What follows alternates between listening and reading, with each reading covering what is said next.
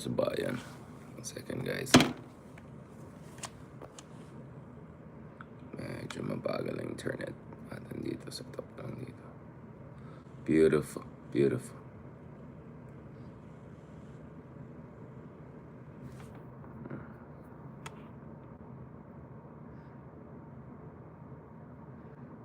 Beautiful, beautiful.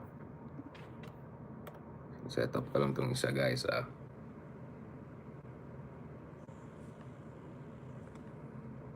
bagal ng internet. Ano ba yan? Horror. May Ilocano tayo dito sa internet natin Beautiful people, beautiful people. Guys, grabe sa dami nangyari sa Pilipinas. Sabi ko, anong oras na ako matulog na to? Iba-ibang time zones kasi yung mga podcast natin kanina, European time zones. Yung guest natin joining from Italian guest namin kanina. It's 2 a.m. this time. That's like early morning in Europe. And then ngayon naman, matulog na kayo sa Pilipinas. Kailangan ko tapusin ito bago na tayo alis.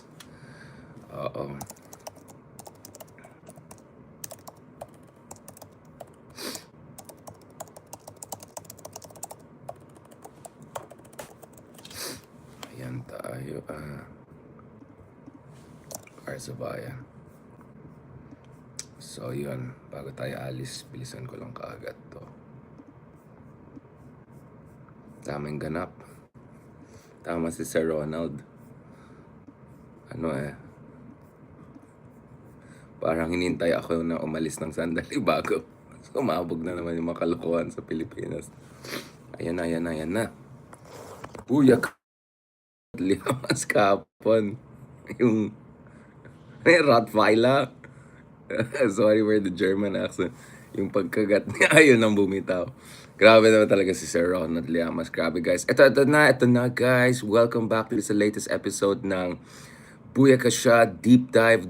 O guys social lang yung deep dive natin. Kanina lang, no less than the world's leading publication on foreign affairs ay nag-reach out sa atin at nagtatanong, diba, about yung mga podcast natin. So, yan, medyo feeling natin talagang totoo na medyo global tayo. Global na talaga tayo. Baka naging konyo. By the way, just want to say super thank you. Shout out sa mga Filipino community dito sa Winnipeg. Some of them we got a chance to meet and actually have some sort of proper conversation kasi may talk tayo in one of the great universities dito. So we had some very interesting discussion about issues like healthcare. Marami kasi mga nurses na pumupunta dito. So ang tanong, so ano naman mangyayari sa Pilipinas at healthcare system natin? So it's about creation of mutuality. Pinag-usapan natin agriculture. As you know, Canada is of course an agriculture superpower. So diniscuss namin issues like hindi naman into the weeds now about fertilizers or about but basically I was suggesting maybe Canada can help the Philippines with food security and also transition siguro away from, kasi yung rice napaka alam niyo na guys, diba? Check niyo yung work by the great anthropologist, yung kaibigan natin si Dr. Gideon Lasco. Na actually, yung rice ay naging staple food lang natin dahil sa policy ng gobyerno, especially in 1960s onwards with the Green Revolution. So maybe Canada can help us with transitioning into not only greater food security but also in terms of grain security. And alam niyo naman sa mga grains, some grains are healthier than other or less, physiological and ecologically let's just say tricky, to put it mildly. Alam ko naman lahat naman tayo team rice dito, but alam naman natin guys, talagang mahirap pumayat pag naka-rice ka at diabetes, kung ano mga ko. So anyway, so some serious issues about that before we head to meet the ministries and officials more on issues like national security, defense, maritime security, etc. Pero dito sa Winnipeg, I was much more focused on national economic security, particularly on food security and energy security. Of course, Canada is also an energy superpower. Napakaswerte talaga itong bansa natin. They have all of the elements, except of course, sobrang lamig dito pag winter. But with climate change, there could be a lot of possibilities here. So, thank you so much again dun sa mga kaibigan natin We had very fantastic discussions kanina, including with a lot of Filipino academics here who are naging dean, naging, really senior scholars, very, very successful. So ako naman, my point always is sana magkaroon ng more internal cohesion yung Filipino community so we can, sorry, ito na, magkaroon ng more para Filipino community as a whole can, serve as a kind of springboard for stronger relations, bilateral relations, and sana more sa ating mga kabayan ay get involved in entrepreneurship, bring back technology, investments to the Philippines, bringing investments to Canada, etc. So mga ganito mga pinag-usapan natin. Anyway, habang ginagawa natin lahat ng mga bagay na to and looking, into the grain industry here, mineral industry, energy industries, a lot of Winnipeg's energy comes from hydro energy, so very green, at least relative to the other parts of the country, particularly siguro Alberta. So a lot of interesting discussions, but habang lahat na yan nangyari, just ko, uh, syempre, yung tayo sinasabi natin, Pilipinas, great place, amazing place, wonderful place, beautiful place to invest in, etc. But eto na naman talaga guys, grabe na talaga yung politika natin. Just as I warned, God, things can get out of control very fast, and you can see the anger building up very, very fast, guys, online, and who knows, at some point things could move very dangerously offline, right? At speaking of things moving very dangerously offline, nakakatakot din nangyari sa Nepal ngayon as we speak. I think a couple of houses were completely burned down. So unlike yung ginagawa sa atin na tinatapon lang ng I don't know, putik yung mga gates ng mga contractor or whatever, diyan talaga sinunog yung mga bahay. So isa sa mga former first ladies, or actually wife ng isang, I think one of the ex-prime ministers of Nepal, uh, yeah, basically namatay dito sa mga attacks na yan, and but yung parliament nila sinunog. This is their main parliament. So like unlike in the case of Indonesia, I think the parliament that was set on fire was a regional parliament. Of course, it doesn't make it trivial. Of course, it's important. It's all of them are dangerous, violent, troubling actions. Pero ang sinasabi ko parati, guys, is that if people do not see hope in the system, they're gonna take things into their own hands. And particularly, kita natin with the younger generations, the Gen Z, the student movement played a very, very important role in the overthrow of the Sheikh Hasina regime in Bangladesh last year. That was a very, very big, big, big political event in one of the biggest countries in Asia. And then just over the past few weeks, Indonesia na naman, isa sa mga pinakamalaking bansa sa mundo na naman, isa pa sa mga major Muslim democracies ay taken over by itong massive protest na yan. And then now in Nepal, not that Nepal has been, like I followed the politics in Nepal, the kind of Maoist, loyalist kind of tensions over time, and and of course Nepal's geopolitics with India, China, being squeezed in between lahat yan. But having said that, I'm still very shocked by how things got out of control very fast. And literally, people are burning down government buildings, burning down houses of the elite. People are going after all of these nepo kids, I don't know, nepo mistresses, nepo parents, whatever you want to call them. So again, uh, my point is that these are dangerous outcomes, and you want to avoid that. So how do you avoid that, guys? A, we have to push back against yung mga opportunista, right? There are many, many opportunist people there, grabe. Including ex-military people who are saying, baka naman, kailangan natin ng mga sundalo to do some of this, I don't know, flood control cleanup issue. Huwag kayo makinig sa mga ganyan na tao. Delikado po yan. We know from history, we know from our neighboring countries, Thailand, Myanmar, I can go on and on, Pakistan, Egypt, Turkey. Like, when you get military involved that's very dangerous. Never. And I'm all for the armed forces of the Philippines getting more budget, more benefits, etc. National defense. I care about external security, but don't get them involved. And one of the things I appreciate with the AFP during Duterte's time is that they expressed this that hindi kami sasama dyan sa mga war and drugs kalokohan ni Digong. So you want to insulate our armed forces. You want to keep them in the barracks and keep them focused on sa external security, which is basically yung sa nangyari sa West Philippines, among others, right? So keep away dun, make sure hindi tayo magpapadala sa mga ex-military, ex-whatever general na kung ano-anong pinagsasabi dyan. Because alam naman natin papunta yan sa military government, rev gov, yung mga ganyan kalokohan. Pangalawa guys, as I said, hindi talaga gagana yung name and shame lang. Bakit ka mo? Napakawalang hiya guys. Napakawalang hiya. Yung mga ibang nepo kids, yung mga ibang politiko. Right? Napakawalang hiya nila. Nakita niyo kanina pinost ko nga yung isang alleged nepo kid, 'di ba? Sabi niya, sa inggit mga ganun. Ganun sila guys. So hindi mag-work yung name and shame lang. So we have to get beyond, guys. We have to really transcend all of this. I would say, that's basically second stage of grief lang na hanggang anger ang na. No, we have to go towards bargaining and negotiations. And bargaining for what? And this is where it really gets important. Bargaining for accountability. So dapat sisiguraduhin natin, guys, na may mapupuntahan ito. Hindi pulong drama, hindi pulong posturing, hindi pulong performative. And this is where, guys, I think it's very important. Now we're seeing certain realignments. Now we can have a long conversation, guys, about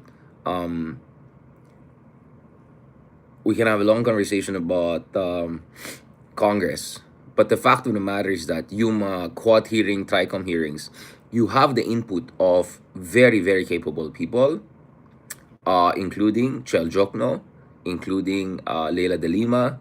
So you have very high quality progressive people for in the future, really top legal minds there in the TRICOM, Quadcom, really doing a good job. And I'm not gonna be dismissive towards what's happening in Congress because again, we can criticize the Congress for all of itong mga budget issues, blah blah blah. We can go on, and 100% go for it. I'm not stopping you. But what I'm saying is that at least in the Congress, you have this kind of exposure. I mean, hindi natin malalaman yung mga migi-mango na ginawa ni Sara if not for the Quadcom. Hindi natin malalaman yung mga kalokohan na ginawa ng mga Dutertes. Ngayon, isa sa mga Duterte cronies or lovers or whatever ay si Garma, di ba?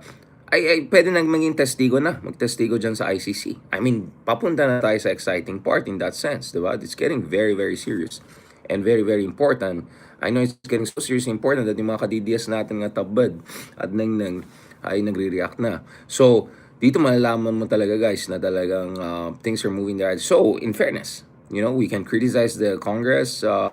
We can look at everything, whether it's the leadership, whether it's the allocations, etc. Go ahead, do that. But it is also important to take into consideration what's happening. Now, speaking of what has been happening, taking into consideration what's happening, I mean, look at also the kind of witnesses and resource speakers na inimbita sa Kongreso. So not only is it comprehensive, meaning everyone is having a chance to contribute here. I mean, look at it. Look at yung interventions ni Vico Soto kahapon. Vico Soto was absolutely clear. Huwag tayong magpapaloko dito. And what was he reacting to? Right? He was reacting dun sa bubble gang, Red Ribbon Committee, kung ano nung kaiwanan yung ginagawa ng mga DDS senator the other day bago sila natanggal sa kanilang position. Like parang shortest living Red Ribbon Committee. So, guys, we're very lucky that we have a situation whereby, at least there's this kind of openings, right? And again, I really encourage you guys to check yung interventions ni Vico Soto. And it's very interesting. Malalaman mo talaga something is going on here. Malalaman mo talaga dito na yung mga DDS ay walang kredibilidad pagdating sa fighting mga corruption ganun is because, guys, grabe pala ina-attack si Vico, right? Ng mga DDS propagandists. Nakita ko yung mga grabe naman yung attack nila, di ba? Doon makita talaga na mukhang team kadiskaya na ibang kaibigan natin dyan. Diba? So, doon mo malaman something is going on here. So, I'm very glad na katulad ng sinabi ni Vico Soto na etong mga flood control projects, they could be just tip of the iceberg. right? It's something very dangerous, and more could be going on. 'Di ba? Sabi nga niya, 'di ba? Yung flood control projects, 'di ba? If you look at yung mga interventions ni Vico Soto, yung flood control projects na yan, they're just part of a bigger parcel. And yung mga sinasabi nila 2 to 3% lang profit rate nila at minsan lugi pa sila. Kalokohan yan. Paano ka maging bilyonaryo if like, so that tells you guys gaano ka walang kwenta yung kunyaring Blue Ribbon Committee hearing na ginagawa ng mga, I mean, guys, would you get this kind of reactions from the Discayas if hindi joke time, right? If hindi joke time, yung hearing na yan. Kung saan hirap na hirap, makikita mo hirap na hirap yung mga katulad nila Rafi Tulfo, sila Risa, na to get the right questioning in. And then the next thing you know, much of the drama is sila na lang nag-away. Diba? Sila na nang-away at tuloy nag-trending itong video na to. Hindi ko alam kung totoo yan. Nalit, mukhang totoo naman, pero hindi ko alam kung recent yan. Itong si Jinggoy, galit na galit Sinira niya aking reputasyon. Maganda na yung, with all due respect. Ito. Ano yung aking sinira niya aking reputasyon. Maganda na yung, with all due respect. Maganda na nga Ano? Sinira niya yung aking sinira niya aking Hindi ko alam kung sinong... Maganda na yung, ano yung aking sinira niya aking reputasyon. Yan ang sinasabi kong bubble gang At ngayon, ang ating mahal na senador ay... ay, sorry sa mga... Hoy, walang kinalaman yung mga narcos music It is unfair for me to dig into my past. Tapos na yan, absuelto na ako sa lahat ng kaso. Di ba? Absuelto na Wait lang. Absuelto na ba? Di ba convicted dun sa isa? Sabi ni Jonathan Morales, hindi katulad ng buti ng senador, hindi tayo convicted. Ayan. Ayan tuloy, guys. Grabe talagang bubble gang. Bubble gang yan. So literally, dahil sa sobrang bubble gang, Red Ribbon Committee hearing na yan, tuloy si Michael V ay talagang all in na si Michael V. Grabe talaga si Michael V. Ang tagal niya na sa industriya, nakakatawa talaga siya. Kuwang-kuhain niya talaga yung Diskaya. So, looking forward sa...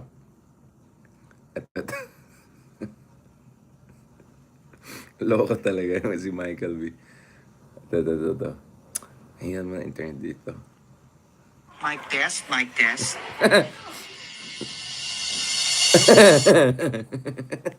Grabe, ang dami niyang content.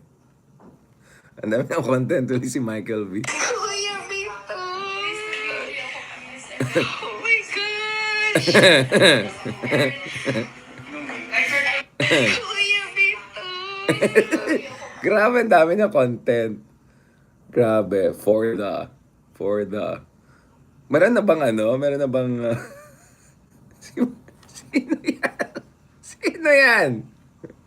Sino yan? Ay, nako talaga. Ay, nako. Ang ganda ng watch, Ganda ng watch ni Bitoy. So, yon guys. Ayan na. Nagkaroon ng career.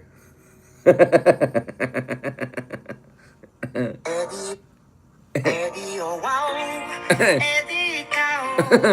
Grabe na. Anyways, panoorin natin soon. Mukhang magkakaroon ng lifeline. Magkaroon ng second wind itong career ni Michael V dahil dito sa Diskaya. Kasi ba yung last time na sobrang ganyan na politically relevant is kay Ma'am Arroyo. And then wala na siya. Wala na yung panon ni Digong. Paano naman niya gayahin si Digong at saka si BBM, diba? Si BBM. So ngayon, I think Diskaya could make Michael V very relevant. Pasensya na lang kay Edu Manzano. Medyo nag-move on na kami sa Bitoy. Yung si Edu Manzano masyadong na-enjoy yung kanyang mga contractor university brochure. Now, so going back to this, guys. Grabe talagang bubble gang. Now, speaking of this, you can see how important the realignment also in the Senate is gonna be for big questions going forward. So, remember I said, kailangan natin accountability. But you're not gonna get accountability kung performative posturing, toxic partisanship, at saka mga joke time, bubble gang hearings lang mangyari. That's why it's very important that now sa Senate, basically you have a majority, di sana hinintay na lang nila, di ba? Yun lang pala, hindi pala kailangan sumama kay Cheese Pie. But anyway, nga, hindi ko na bubuhayin yung issue na yan. But alam mo na, kasi may mga nag-henyo na naman nagsabi. Anyway, to begin with kasi, bakit kasi sumama kay Cheese? But anyway, so the good news is, um, you know, at least a different person is in charge of the Red Ribbon Committee, and the Red Ribbon Committee ay hindi na siya Red Ribbon, magiging Blue Ribbon na siya. I was thinking, of course, of Senator Lacson, top of my mind, and we already discussed him. And so Senator Lacson is not only going to be the number two in the Senate, but he's also going to lead the Blue Ribbon Committee, and it looks like he's all in terms of exposing lahat ng mga kalokohan na yan. And in fairness to the guy, he has that kind of credibility. At the same time, of course, Kiko Pangilinan is back getting the Justice Committee, which again is very important kasi nga yung isa dati natin senator na very, very objective senator, judge, and nag-lecture pa sa atin about objectivity, yan, natanggal na tuloy. Ngayon si Kiko, Bam will keep the education, di sana hinintay na lang niya. And then si Rizzo Antiveros naman, she's also back in the saddle as the head of the health. She was one of the people in contention to also lead the Blue Ribbon Committee, but she's gonna keep that. So it's very interesting. And in the meantime, wala na. Tanggal na sa mga position, including si Rodante, dun sa mga key positions sa committee chairmanships. So hindi na si Marcoleta ang Blue Ribbon. Nevertheless, there was some effort by the Marcoleta people a while ago to still, I don't know,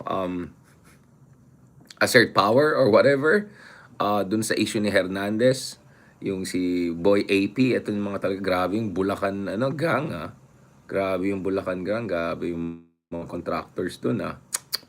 So kanina lang there was this back and forth about custody ng isa sa mga key witnesses, and Tito Soto very aggressively pushed back against making them state witness. Like especially the Discayas, there was an effort to make them state witness. Walang credibility to mga tao na to eh. Exactly as katulad ng sinabi ni Vico, like where are we even taking these people serious? Where are we even taking their word seriously? That sabi nga, ang talagang sinungaling kapwa ng mananakaw, or pwede mo sabihin, mananakaw kapwa ng sinungaling. At kakasuhan din sila ni Congressman Roman and other people who have been, hindi ko na alam dun sa mga iba na medyo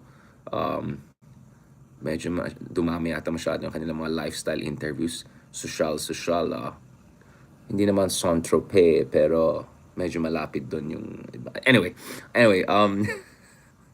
ingat tayo baka mamaya. No, but I'm glad that the new Senate leader has made sure na wala na mga kalokohan na nangyari. And here, good thing, Mayor Magalang is all-out support for Senator Lacson. Of course, they're good friends, and Mayor Magalang saying it's great that you have someone like Senator Lacson now to lead itong mga investigations na yan, to lead Blue Ribbon Committee hearings na yan, to make sure na tuloy-tuloy ang mga kailangan na gawin para hindi tayo magpapaloko sa mga nonsense at saka mga nagsisinungaling na mga supposed ni gusto maging state, biglang naging biktima pa, di ba? Biglang biktima pa sila. Ito talagang kakaiba, di ba? Okay na sana yung reputation. No, but kidding aside, so I think certain things are aligning. So I'm really hoping, and the other thing I'm really watching for is yung JBC, yung mga final three na i-forward nila kay President BBM, and hopefully President BBM will choose the right person to be our next ombudsman. And I want to see big moves on the part of ombudsman, especially against these contractors. But no, the contractors made big money, so hindi sila small fish. But also dapat magkakaalaman din dun sa mga politiko, lower house, upper house, Senate. May marami nagugulat, di ba? Nag-iingay, nagda-drama, di ba? Pero kung maniwala tayo dun sa mga ibang actors na hindi Diskaya at hindi British accent like Diskaya, baka naman, di ba? And of course, siguro isa sa mga dahilan na nagkaroon ng Senate reshuffle in terms of leadership is also because medyo nag-shut up mode na lang yung isa. Dahil wala nag-booking na talaga ang laki ng nakuha niyang contribution from contractor in clear violation of the law. No? So, tingnan natin on that front. So, I'm slightly more optimistic maybe than Sir Ronald Llamas, because I think if some momentum is injected here and there, baka eventually, even the issue of impeachment of Sara Duterte could be more seriously unarchived, right? Unarchived. In the meantime, tuloy-tuloy ang drama at budol time ng mga Duterte. So much so na home pati ICC medyo nabudol ng konti na naman. Dinidelay na naman yung ano. So I have to rebook everything, etc. Anyway, whatever. But at least makuha si Garma as a witness, and who knows, baka there'll be another warrant of arrest before we can talk about Tatay Digong. But in the meantime, drama-drama sila kasi alam nila talong-talo sila sa legal case. Basically, game over sila in terms of evidences and all of that. So, nagdadrama na lang sila na pinapauwi si Tatay Digong and all of that, blah, blah, blah. So, the other important thing is wag din tayo magpapaloko dun sa mga nagpapabiktima lang. Alright? At bago magsalita si Sara Duterte about Congress or whatever, tingnan natin, kamusta naman ang, alam niyo na, di ba? Sabi nga nila, start at home, right? Or closer to home, right? No problem. We can start there, right? And let's not forget, hindi absuelto, hindi lang yung isa, hindi siya absuelto, kahit sinasabi niya absuelto siya, may conviction na, hindi niya absuelto si Sara dun sa mga impeachment articles, alright? So, some important developments could still be in the mix. On that note, thank you very much, guys. Maraming salamat. Again, ayaw natin ng gulo, ayaw natin ng violence, ayaw natin magpaloko, but ayaw din natin ng empty partisan posturing and nonsense and bubble gang, red ribbon hearing style of stuff, right? We really have to move forward and we have to move fast. Heads should roll. There should be internal accounting sa DPWH, in the Congress, in the Senate. Some big things have to happen on different fronts. So on that note, thank you very much. Salamat, God bless, and best of luck to sa ating lahat, sa ating bansa. Alright? God bless. Talk to you soon.